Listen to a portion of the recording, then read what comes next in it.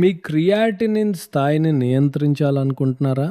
ఈ 4 విషయాలను ఇప్పటినుంచే చేయడం ప్రారంభించండి. క్రియాటినిన్ పెరగడం అంటే మీ కిడ్నీల పనితీరుపై ఎక్కువ ఒత్తిడి పడిందని, శరీరంలోని వ్యర్థాలను కిడ్నీలు సరిగ్గా ఫిల్టర్ చేయలేకపోతున్నాయని సూచించవచ్చు. ఆయుర్వేదం ప్రకారం జీర్ణక్రియ బలహీనంగా ఉండటం, డీహైడ్రేషన్ మరియు రక్తంలో వ్యర్థ పదార్థాలు పేరుకుపోవటం వంటి కారణాల వల్ల క్రియాటినిన్ పెరగవచ్చు.